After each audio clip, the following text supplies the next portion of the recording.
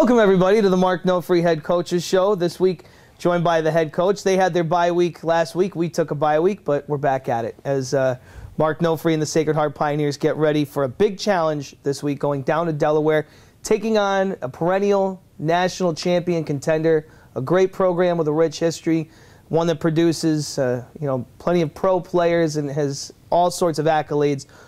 What's this challenge like for your team going into that? Well, it's the first time ever that we're going to be playing a CAA school, and obviously, Delaware's got a rich tradition and won the national championship before. Big stadium, big crowd, big following, and it's a good challenge for our kids. I mean, it's the first time we're going up against a school like that and a school from that conference. Obviously, they send, usually 2 or 3, maybe sometimes 4 teams to the playoffs from that conference every year, so from top to bottom, they're pretty strong. And, our kids I got a senior-oriented team, and they wanted play up, as you want to call it, and go up against somebody that's a little bit more competitive and see how they size up. And I think they're up for the challenge, and they better be ready to go because going down to Delaware, first time on the road this year, we'll see what happens. We'll see what happens, but I think our kids got a good mindset this week, and they're ready to go down there and excited about playing a team like Delaware. How about going on the road? Because obviously it was 4 at home, and the crowds were great. You went 3-1 to start the season. Here playing in front of the home crowd at Campus Field with some really quality wins in there as well. Now to go on the road and getting into that kind of routine, preparing to go into a hostile environment, how does that change things? It doesn't change things in terms of our preparation other than, you may leave a day earlier. But I think our kids have been home for the first 4 games, which was a great start to the year. We've never been home that many times in the course of a season to start the year for at home. But going on the road, you got to consider, you're only going to bring 65 kids, so your roster has to be cut down and everybody has to play a role again. You're going to play a school like Delaware with a nice stadium and well-traveled, and they bring a lot of people to the game. And again, our kids just got to focus on the task at hand as preparing for Delaware, going down there. It's a business trip. We're to lock in on Friday when we leave here, and hopefully Saturday night on the way home, it's a good bus ride.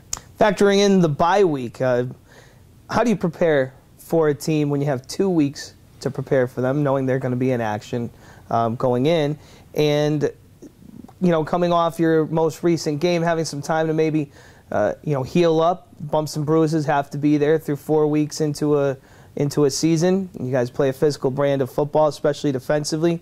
Having that bye week right now, what does that do for your team? It was a good break. Last year was a little tough because we played 12 straight weeks and we didn't have a bye to the end of the season last year, which was the last game. This year it came at a good point. Obviously we had some bumps and bruises and some people getting really banged around there the first 4 games. When you play the likes of, Marist and Bucknell and Lafayette, those are good physical football teams. And it came at a good point, I think. I think our kids needed it, but we did not stop practicing. We did not take a week off. It's not a chance to sit back and just catch our breath. It was a chance to work on the things we need to do to get better. So obviously we had 3-4 good days of practice last week, and we focused on some things that we think we need to get better between now and the course of the end of the year, especially if we want to make a run at the NEC championship. And some of the kids that were banged up and hurt, it was good for them to get 2 or 3 days off in a row, but it was good for us as an overall team to look at some of the younger guys and to make sure we stay sharp and continue to work on some of the things we need to improve on. And generally speaking, what are some of those things that might have made you happy at the end of 2 good weeks of practice? We want to make sure that we're playing with that chip on our shoulder. In practice or a game, or no matter who your opponent is, we got to clean up some of the penalties and some of the mistakes that we're making offensively and defensively in terms of the grand scheme of things. But again, it's more along the lines of getting that chip and coming back and playing hard, and don't take a rep off in practice or a game. And we'll just wrap it up with this, Coach. Right now, 4 weeks in, what do you like about this team, and where do you see that you guys are? I like this team in terms of their attitude. I got a bunch of veterans on the team. I think it's good and bad when you got veterans because you don't want them to get comfortable and you want them to stay hungry, but it's great when you got kids that have been on the field for you with experience and have been around the block. A couple years ago they had a rough season. Last year they had a great season, so they've seen both aspects of it.